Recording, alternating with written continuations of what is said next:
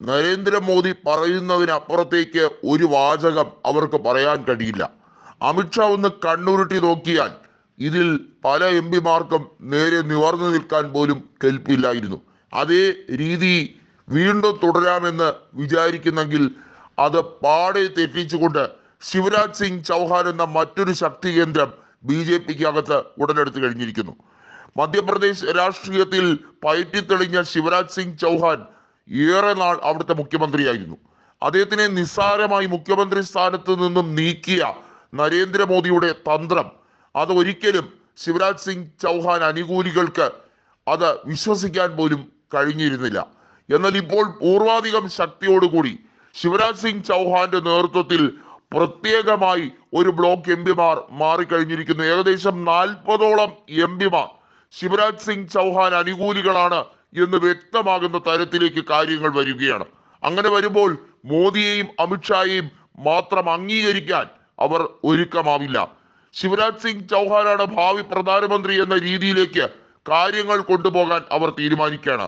നരേന്ദ്രമോദി ഈ ഊഴത്തിൽ കാലാവധി തികക്കില്ല, അദ്ദേഹത്തിന് നേരത്തെ തന്നെ രാജിവെക്കേണ്ടി വരുമെന്ന് ഉറപ്പിക്കുന്ന രാഷ്ട്രീയ സാഹചര്യമാണ്.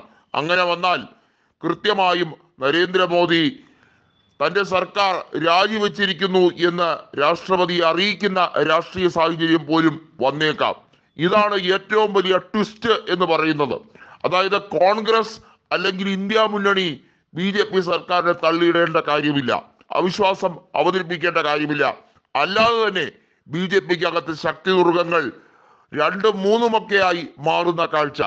ഒരിടത്ത് ശിവരാജ് സിംഗ് ചൗഹാനെങ്കിൽ മറ്റൊരിടത്ത് RSSന്റെ പരിപൂർണമായ പിന്തുണയുമായി നിതിൻ ജയറാം ഗഡ്കരിയുമുണ്ട്. മോദി മന്ത്രിസഭയിൽ ആരെങ്കിലും മോദിയെ അനുസരിക്കാതെയോ അല്ലെങ്കിൽ മോദിയുടെ കാര്യങ്ങളെ ലഘൂകരിക്കുകയോ ചെയ്തിട്ടുണ്ടെങ്കിൽ അത് നിതിൻ ജയറാം ഗഡ്കരി മാത്രമാണ്. അമിത്ഷായ്ക്ക് മുമ്പിലും മോദിക്ക് മുമ്പിലും മുട്ടുമടക്കാൻ അദ്ദേഹം തയ്യാറായിട്ടില്ല. മോദിയെ വാഴ്ത്തിപ്പാടുകയോ ഒന്നും ചെയ്തിട്ടില്ല. ഗഡ്കരി എപ്പോഴും തന്റെ ഭാഗം മാത്രം ക്ലിയർ ആക്കി മുന്നോട്ട് പോകുന്ന ഒരു നേതാവാണ്.